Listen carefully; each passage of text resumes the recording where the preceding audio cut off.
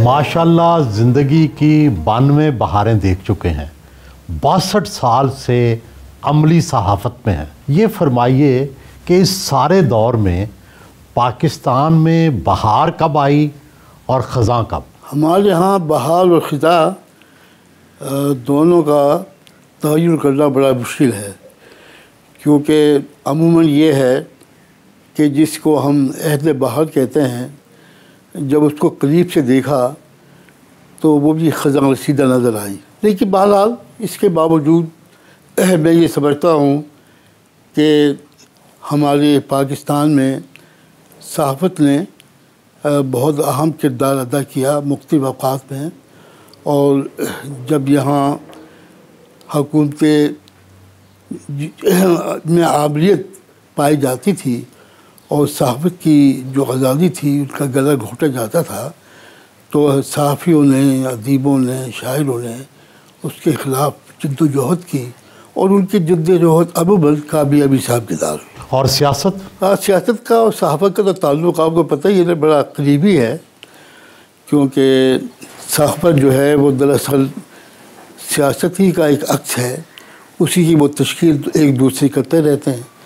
تو یہی حال میرے خیال میں سیاست کا بھی یہی حال رہا ہے۔ آپ نے پاکستان کے سب سے مقبول اردو ماہنامے کا آغاز کیا، جسے اردو ڈائجسٹ کا نام دیا جاتا ہے، اس کا خیال کیسے آیا؟ ذہن میں تو یہ تھا، اصل میں اس کی جو اس کا پس منظر ہے وہ یہ ہے، ریڈرز ڈائجسٹ کی طرز پر اردو میں اگر ہم ڈائجسٹ نکالیں تو اس کی کامیابی کے بڑے امکانات ہیں۔ خیر پہلے تو ہم نے کہا ان سے کہ بات یہ ہے کہ بھی ہم تو کوئی صحافت سے ہمارا کوئی تعلق ہی نہیں ہے، اور لوگ ہم تو کوئی جانتے ہی نہیں، تو ہم کیا نکالیں گے، تو کون پڑھے گا اس کو؟ تو 5-6 مہینے اسی کشمکش پہ گزرے کہ آیا یہ کام کیا جائے نہ کیا جائے، لیکن خیر پھر بتدریج ہمیں یہ احساس ہوا کہ ہاں صحافت کے میدان میں بھی بہت زیادہ کام کرنے کی ضرورت ہے۔ اور اس وقت آپ کو یاد ہوگا کہ صحافت میں ایک تو ادب میں بھی اور صحافت میں بھی اوریانی جو تھی وہ تیزی سے آ رہی تھی، اور پھر یہ ہے کہ اشتراکیت کا جو تصورات تھے وہ بھی خاصے داخل ہوتے جا رہے تھے، اور بعض اخبارات میں تو ہندوستان کے ساتھ یعنی بہت زیادہ دیار بندی کا رشتہ بھی قائم تھا۔ تو ہم نے سوچا کہ بھی ان سب چیزوں کے لیے ہمیں کوئی ایسا ماہنامہ نکالنا چاہیے جس کی تحریریں جو ہو بہت شائستہ پاکیزہ ہو، بیٹی باپ کے سامنے اسے پڑھ سکے اور ہر خاندان کے پردوں سے پڑھ سکے۔ اس کی اشاعت کتنے تک گئی؟ زیادہ سے زیادہ 1.5 لاکھ تک، اور یہ میں سمجھتا ہوں بہت زیادہ تھا۔ اس وقت یعنی روزناموں کی اشاعت بھی 30-40 ہزار سے زیادہ نہیں ہوتی تھی۔ تو یہ اللہ تعالیٰ کا فیصلہ ہوا، ایسا ہوا کہ پہلا ہم نے جو شائع کیا وہ غالباً ڈرتے 2000 شائع کیا۔ آپ نے سیاسی ہفت روزہ زندگی کا اجرا بھی کیا، کیا یہ اس وقت کی جو نظریاتی جنگ تھی سوشلزم سے، بائیں بازو سے، اس کی وجہ سے کیا تھا؟ ہاں، اس کی وجہ یہ بھی وجہ تھی، اور یہ وجہ بھی تھی کہ ہمارے ذہن میں وہ جو انگریزی میں جو ہفت روزہ نکلتے تھے ان میں جو معلومات ہوتی تھی، جس طریقے سے وہ ہمیں باخبر کرتے تھے، ہمارے ہاں ایسا کوئی ہفت روزے اس طرح کے نہیں تھے۔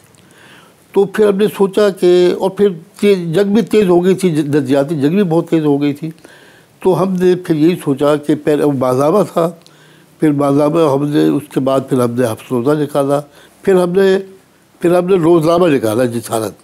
تو یہ اس سے ایک پوری کڑی تھی اس سارے معاملات کی جو صحافت میں آپ جس پر چل رہے۔ کیا اردو ڈائجسٹ اور کیا باقی روزنامے، ہفت روزے، ساری اردو صحافت کو زوال کیوں آ رہا ہے؟ نہیں، مجھے تو ہدایت تھی کہ یہ چیزیں جو ہے اب جو انٹرنیٹ آ گیا ہے اور جو نئی چیزیں آ گئی ہیں کمیونیکیشنز کی، اب لوگوں کا رجحان جو ہے وہ اخبار پڑھنے کی بجائے، کتاب پڑھنے کی بجائے وہ نیٹ پر کی طرف جاتے ہیں، کمپیوٹر کی طرف جاتے ہیں۔ تو ایک تو یہ وجہ ہوئی ہے، تو زیادہ وجہ تو یہی بنی ہے۔ آپ کس سال میں پیدا ہوئے؟ آپ نے پاکستان بنتے دیکھا، اس وقت سب سے نمایاں بات کیا نظر آئی تھی؟ میری پیدائش جو تعلیمی اسناد میں درج ہے وہ تو 3 مارچ 1932 ہے. لیکن میرے بڑے بھائی گل حسن صاحب یہ بتایا کرتے تھے، بعد میں جب میں نے ان سے پوچھا تو انہوں نے یہ تاثر دیا کہ میری پیدائش جو ہے وہ 30 کے وسط میں ہوئی. باقی جو پاکستان کا جیسے کہ جب 32 میں بھی اگر پیدائش ہے یا 30 میں بھی ہے، جب پاکستان بن رہا تھا تو اس میں 15 16 17 سال ہی کا ہو زیادہ سے زیادہ. لیکن یہ ہے کہ اللہ کے فضل سے ہمارا گھرانہ جو تھا وہ مذہبی گھرانہ بھی تھا. اس میں اخبار پڑھنے کا بڑا شوق تھا، کتاب بینی کا بھی شوق تھا. تو اس کی وجہ سے بہت کم عمری ہی میں بہت سی چیزوں کا علم ہوتا چلا گیا، سیاسی طور پر جو واقعات رونما ہو رہے تھے. تو اس میں سب سے بڑا واقعہ جو مجھے یاد ہے، میں اس وقت شاید 4تھی جماعت میں تھا، تو یہ سن 40 کی قرارداد منظور ہوئی. تو یہ جب قرارداد منظور ہوئی تو ہمارا جو اخبارات تھے، یہ سرسے کے جو اخبار جو آتے تھے وہ دہلی سرسا تھا. یہ کون سا صوبہ تھا؟ یہ صوبہ یہ پنجاب تھا. پنجاب کا یہ جو تھا بہت ہی پسماندہ علاقہ کہلاتا تھا یہ. اور یہ تحصیل کی جو پٹی تھی یہ فیروز پور کے ضلع کے ساتھ جا کے ملتی تھی، جو یقینی طور پر مسلمانوں کا ایک اکثریتی ضلع تھا. جب سن 40 کی قرارداد لاہور منظور ہوئی تو میرے جو کلاس فیلو تھے اس میں ہندو بھی تھے، سکھ بھی تھے. زیادہ تو ہندو سکھ تھے، مسلمان تو بہت کم تھے. ہمارے ہاں مسلمانوں میں اگرچہ آبادی اچھی خاصی تھی، وہاں 20,000 کی آبادی میں ہم کوئی 8,000 سے زیادہ مسلمان تھے. لیکن تعلیم کا پڑھنے کا شوق بہت کم تھا. تو بہت کم ہمارے لڑکے جو تھے وہ ہائی اسکول تھا. آپ کتنے بہن بھائی ہیں؟ 4 بھائی تھے اور 3 بہنیں ہماری تھیں جی. اب جو ہے بس اب ایک بہن رہ گئی، یہ میری خود سے چھوٹی بہن ہے، باقی سب کا انتقال ہو گیا. اور والد صاحب کا کیا شغل تھا؟ کیا والد صاحب میرے شیخ عبدالحمید صاحب اور عبدالغفار صاحب یہ محکمہ نہر میں پٹواری تھے. آپ نے پھر میٹرک کہاں سے کیا؟ سرسے سے کیا. اور اس میں آپ نے پوزیشن بھی لی؟ جی ہاں، اس میں پہلی پوزیشن میری وہاں آئی. یعنی وہاں مسلمانوں کی پوزیشن تو پہلے بہت کم آتی تھی. مجھ سے پہلے میرے بڑے بھائی اعجاز قریشی صاحب وہ بھی اپنے اسکول میں فرسٹ آئے تھے. ڈاکٹر اسرار احمد بھی آپ کے کلاس فیلو تھے؟ ان کے والد صاحب جو تھے وہ اصل میں وہ ڈپٹی کمیشن کے یا ایس ڈی اوز کے وہ لیڈر تھے. ان کا ٹرانسفر کچھ عرصے کے لیے سرسے ہو گیا.